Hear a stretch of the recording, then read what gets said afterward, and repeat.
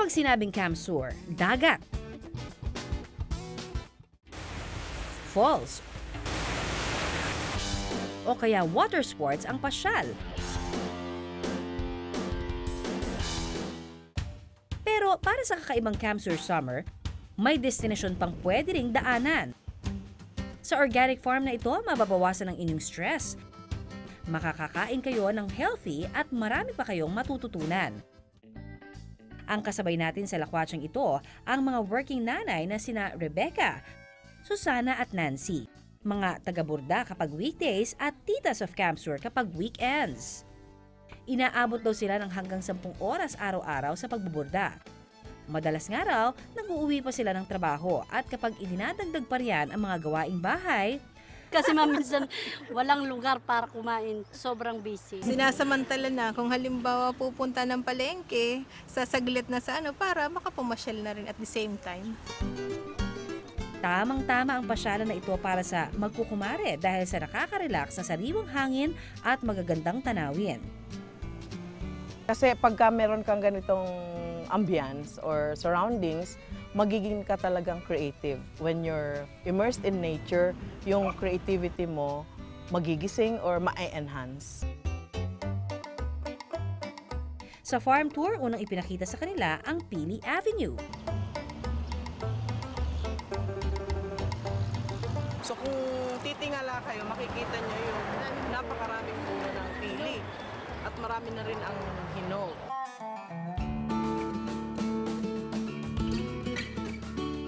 So ito ang itsura ng pili. So ito, pag hilaw pa siya, kulay green, ganyan na ang hinog. Karamihan daw sa mga pananim dito nasa lanta ng bagyo noong nagdaang Pasko. Dati raw, conventional farming ang ginagawa dito.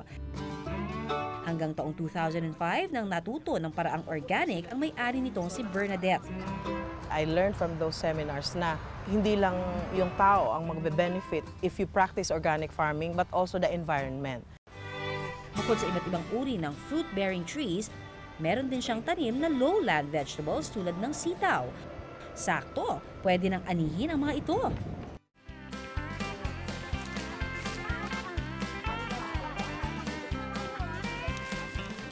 Whatever they harvest, they can buy. Other people naman would want to harvest and have us cook for them.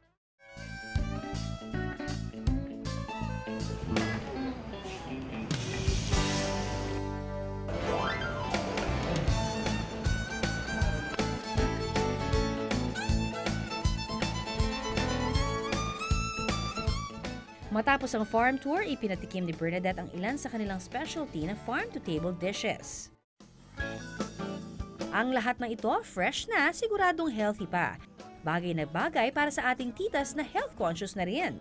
Ako nga may iniiwasan na pong pagkain kasi high blood na po ako. Yun, hindi na masyadong kumakain na madaming kanin. Hindi lang nag-enjoy ang titas of Camp Sur, marami silang natutunan sa kanilang healthy pasyal. Ang probinsya ng Bicol, tahanan hindi lamang ng sikat na Bulkang Mayon. Sa probinsya rin ito matatagpuan ang ilan pang makapigil hiningang obra ng kalikasan. Pasado alas 7 ng umaga, naabutan namin ang grupo ng mountain climbers na ito sa Naga City sa Camarines Sur. Ang kanilang sadya, isang tagong talon sa paanan ng Mount Isarog. Ang Busay o Harubay Falls na nasa Barangay Harubay sa bayan naman ng Calabanga sa Camp Sur, kung saan nila planong gawin ang isa namang extreme adventure. Makalipas ang halos 1 oras na biyahe lula ng jeep, narating na ng hikers ang lugar. Inihanda ang kanilang mga bias sa halos 2 oras na paglalakad. Malayo pa ba ito? Malapit na! Kapag may trek tulad nito, importanteng mayat maya kung uminom ng tubig para syempre hindi ma-dehydrate.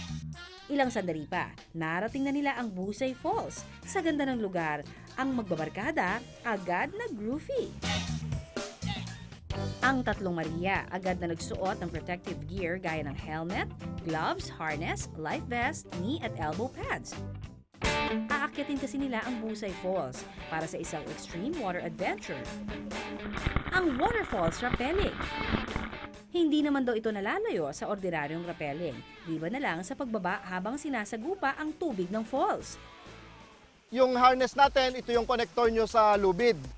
5 taon na raw nila itong ginagawa. Mukha mang nakakatakot sa una, pag nilinaw niya, safe daw ito. Lahat kasi tayo parang na-attract tayo pag tumitingin lang sa waterfall. Sabi namin, ano kayo pa yung ultimate na oneness with waterfalls? So sabi namin, mas maganda kung ma-appreciate mo o mapupulipin mo kung magra-rappel ka mismo sa waterfall. Adrenaline rush talaga siya. Matapos ang safety briefing, inakyat na ng hikers ang talon. Sa unang bahagi pa lang ng pag-akyat, buhis buhay na!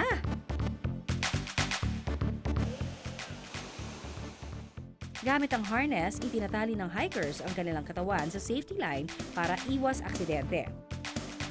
Pagdating sa tuktok, ang hikers nalula sa view na may taas na 70 talampakan o singtaas ng 9 na palapag na building. Buwis buhay. Grabe, tumutulong ang pawis ko. Unang sumubok ng water rappelling si Irene. Ready! Yay! Nachillax lang. Sunod namang sumalang si Joy. Go straight lang, diretso. Na halos maihina sa kaba. At panghuli si Elsie na makailang ulit ding nadulas dahil sa kapal ng lumot sa bato at lakas ng hampas ng tubig. Baka hindi makahinga, oh. Ang waterfalls rappelling mainam na ehersisyo. Liban sa napapalakas nito ang braso at paa, mabisa rin itong mental exercise lalo pat kailangan ng diskarte at focus sa pagbaba ng talon. Cardio exercise din lalo pat pagbaba, kailangan languyin ang malamig na tubig papunta naman sa pampang. Maya-maya pa, tagumpay na nakababa ng talon ang magkakaibigan. Ikakangkar mo yung fear mo. Ang kalaban mo talaga dito, challenge sa sarili. Aside from dapat confident ka, may tiwala ka din sa mga nasa likod, nagpa-facilitate. Nagawa ko ba yun? Sobrang Sarap. ang sarap Masarap. na Full feeling. achievement, success talaga. Liban sa magagandang waterfalls, ipinagmamalaki rin ng Bicol ang kanilang mga beach. Isa na rito ang Bagasbas Beach sa Daet sa Camarines Norte, na dinarayo rin ng mga turista dahil sa lakas ng alon at hangin dito. Perfect para sa isa pang extreme sports, ang kitesurfing. Ang kiteboarding is para ka nagsasaranggola sa ibabaw ng board. Nang ma-check ang kondisyon at direksyon ng hangin, pinahanginan na ni Aris ang dambuhala niyang saranggola na may lapad na 14 na metro na siyang gagamitin sa kitesurfing.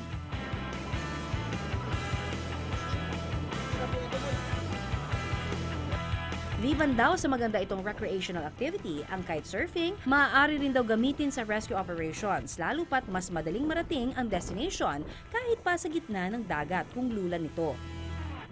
Dadaan tayo sa basic. So dadaan ka sa train-out kite. Ang extreme sport na ito, sinubukan din syempre ng kapuso actress at host na si Isabel Granada. Para sa mga beginners, kailangan munang ituro ang basic kite flying sa lupa. Maya-maya pa, sinimula na ang one-on-one tutorial.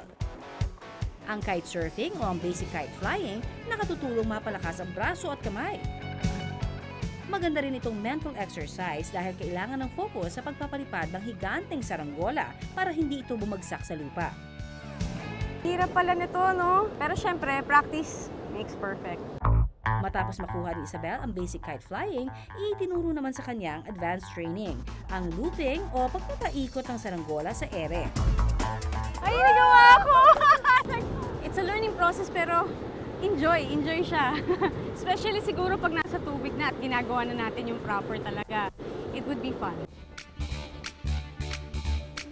Ngayong summer, isama sa bucket list ang pagpunta ng Bicol. Sa dami ng pwedeng gawin ditong extreme activities, hindi ka lang marerelax, mae-ehersisyo ka pa. Talagang dito sa Bicol, you can really be cool.